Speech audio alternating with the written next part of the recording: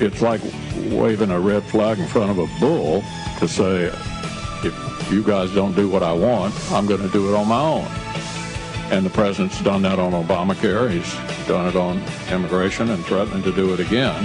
That was Mitch McConnell yesterday in a press conference, and the he's talking about is unilaterally using executive action to enact some level of amnesty for illegal immigrants. Not sure exactly what he's going to do. I think people around him don't know exactly what he's going to do. Heck, he doesn't really know what he's going to do, but you know who knows a lot about this stuff? Lou Dobbs. Oh, Lou Dobbs, he knows all kinds of stuff. Host of Lou Dobbs Tonight, Fox Business Network, 7 and 10 p.m. Also author of The Border War. Well, what about that border war? The president seems to be exacerbating the situation with his threats yesterday.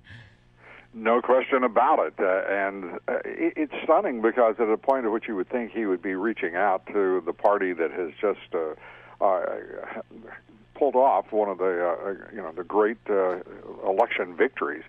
Instead, he's talking about representing two-thirds of the folks out there who just happen not to vote, and therefore seems to have some access to a higher level of consciousness about the issues that face the nation. It was an extraordinary performance in his news conference, and I think that there's no question, really.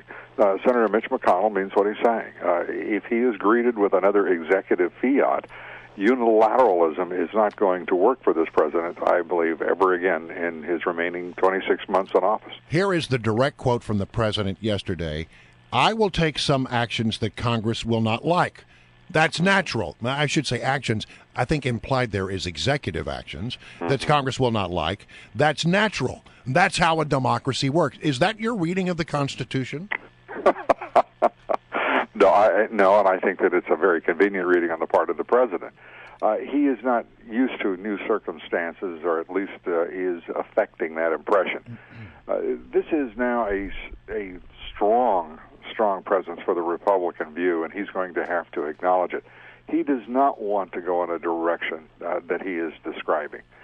First of all, he has a responsibility as president to build a national consensus.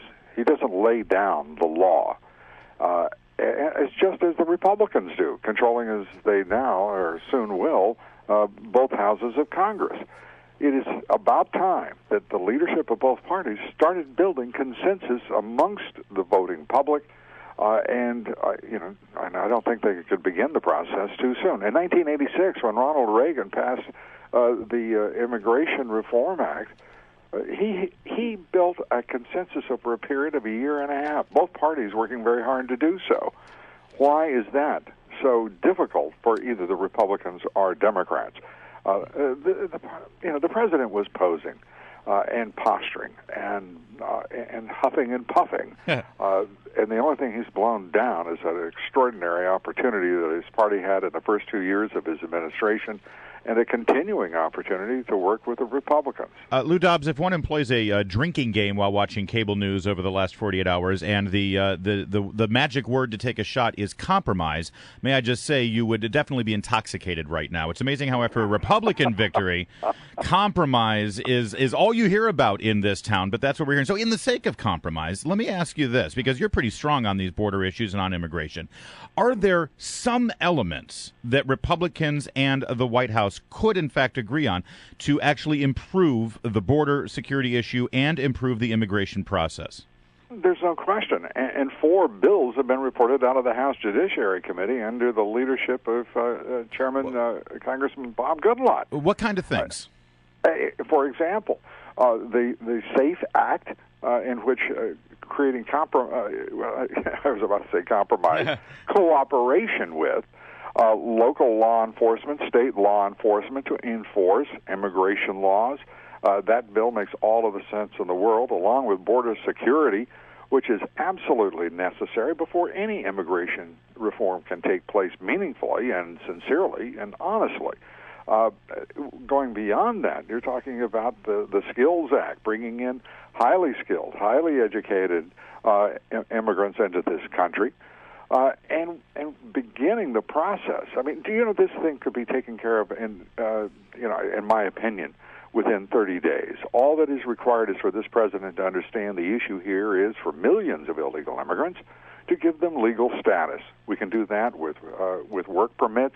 that lead to permanent residency, so long as people meet the basic requirements. Yeah, which is a but not the credit check, vote. an employment check. But not the vote, and that's why Obama won't do it. He wants the vote. Exactly, and if that is his purpose, is to give people a vote who have not earned their citizenship, but rather have it bestowed by a fiat-prone president, this is going to be just a collision that will result in no action for illegal immigrants in this country.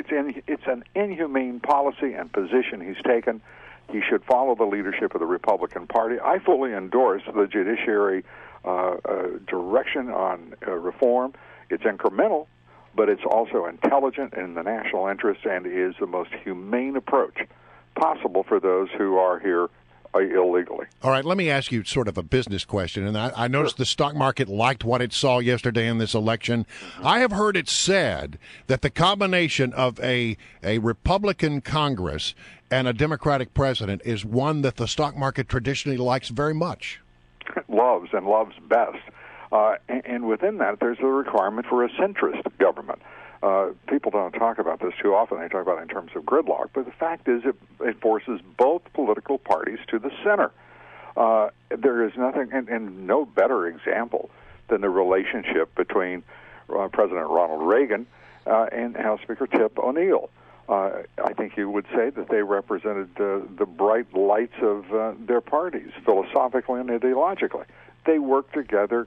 They brought Congress and the executive together, and they built great legislation, including, by the way, not only the Economic Reform Act of 1986, but also the Immigration Amnesty Bill, if you prefer, of 1986. It is simple to look back at history and see what works, because this president seems to be focused on driving his administration toward cul-de-sacs that only result in frustration, some animosity, and inaction. That's on him. The Republicans have an opportunity to remind him of history and actually move this country toward the center and do some very, very good things for us. Lou Dobbs, one last quick question on immigration. You said high-skilled, high-paying jobs. There could be room for bringing in people from others. Frankly, I would like my children and my brothers and sisters to get those jobs. You're a market guy, a free market guy. Isn't it true that there's a demand in this economy for the low-skill, low-wage jobs, and there should be a mechanism to allow for those jobs to be filled by people from other countries, since that's what's happening illegally? Yeah, that's what's happening illegally, and the result has been not only static income growth over the last quarter century, and I think it's a result primarily of lacking control over our immigration system. I believe we have all of the lower-skilled, lower-educated people in this country that will be required for some time. What we do require is a public education system that can produce scientific, technological, engineering, mathematics graduates who can fill those critically important jobs. I personally lament the fact that the focus has to be on bringing in a number of immigrants in order to fill those jobs, because it is a signal, clear and loud, that our public school system is failing. Lou Dobbs, the public school system in the country is the great equalizer, not all these nonsensical programs that have been extended years over years without effect. Thank you, Lou Dobbs. We got to leave it right there, Lou. Thank you so much. Host of Lou Dobbs Tonight, Fox Business Network.